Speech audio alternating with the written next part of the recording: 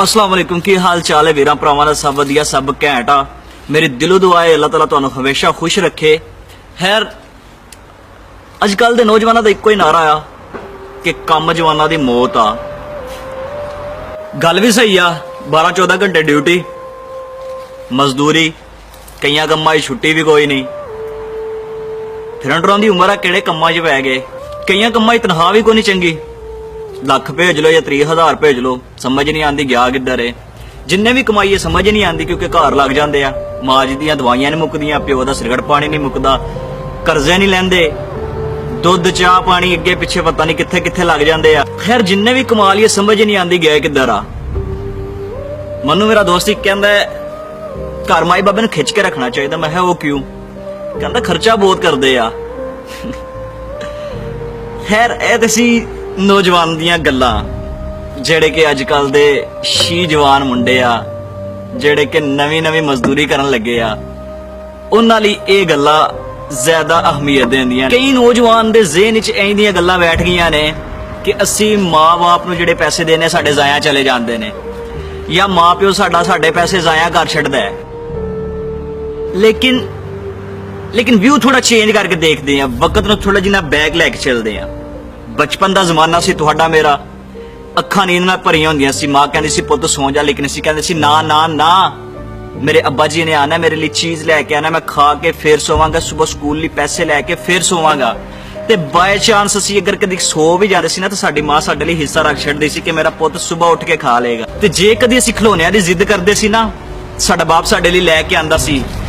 बाप साडे नूं इह भी पता हुंदा सी मेरे पुत्त ने घंटा 2 घंटे दिन या 4 दिन खेलना, उहदे बाद तोड़ देने, मेरे पैसे जाया जाने। लेकिन कदे मेरे बाप ने ऐ नहीं सोचिया कि मेरे पुत्तर ने खिलौना तोड़ देना, मैनूं नाल लैके दा, लेकिन लैके दिंदे सी अपनी मजदूरी विचों। 12-14 घंटे ड्यूटी करके कई दफा हत्थां दे छाले, हत्थ जख्मी, कई दफा बुखार दी हालत च, कई दफा मौसम सर्दी गर्मी, बारिशां धुंदां परदेस, हर किस्म की परेशानी नूं हस के बर्दाश्त किया कि किते मेरा पुत्र अनपढ़ ना रह जाए।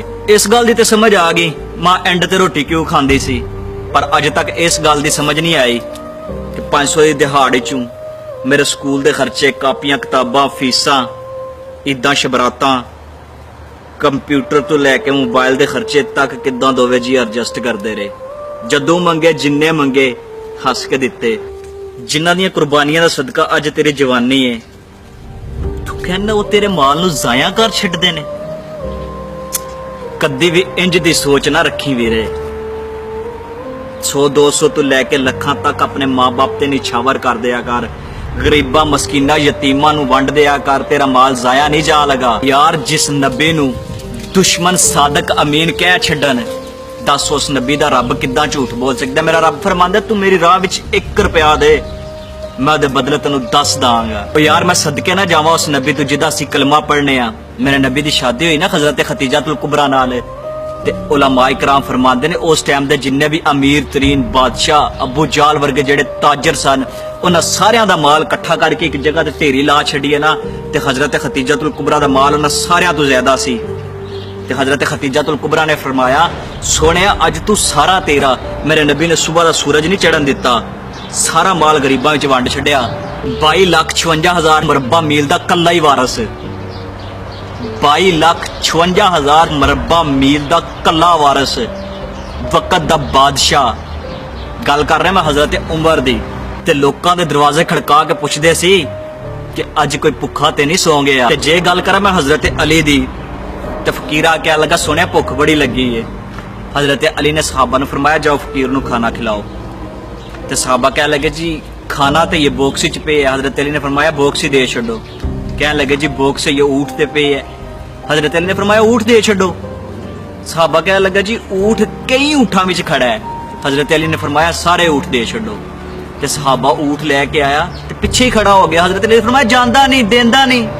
ते सहाबा ने हाथ जोड़ के क्या सोनिया तेरी सखावत वेख के ना मैं डर गया कि किते तुसी मन्नू भी ना दे छड्डो। यार असी इन्नी को मेहनत करके इन्ना को माल कमा के विचों इन्ना को गरीबां मस्कीनां यतीमां या माँ बाप नूं देना गवारा नहीं करदे।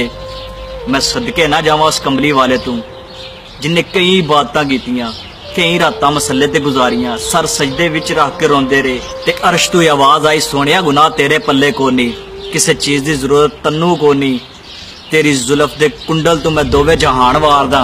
सोनिया दस की चाहना है? ते मेरे नबी ने फरमाया, रब्बी हबली उम्मती, रब्बा मेरी उम्मत नू बख्श दे। ते जांदी वारी सानू सबक फिर ओ ही दे गए। सहाबा नू फरमाया, मैं टुर चलिया, मेरे अवैस नू आख्या जे कि मेरी उम्मत दी बख्शिश दी दुआ करन। मैं हजरत अवैसे करनी दे बारे जिन्ना सुनिया, जिन्ना पढ़िया, मनु गल्लां विच इक्को ही गल नजर आई है कि उन्हां जिंदगी अपनी मां दी खिदमत विच गुजार छड्डी।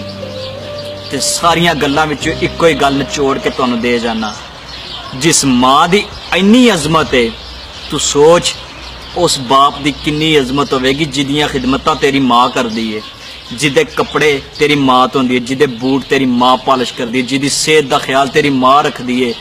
कदी भी खाली मां दी खिदमत ना करया जे, मां बाप दी खिदमत करया जे। वीडियो अच्छी लगी तो प्लीज शेयर जरूर करना, शायद बात किसी के दिल में उतर जाए।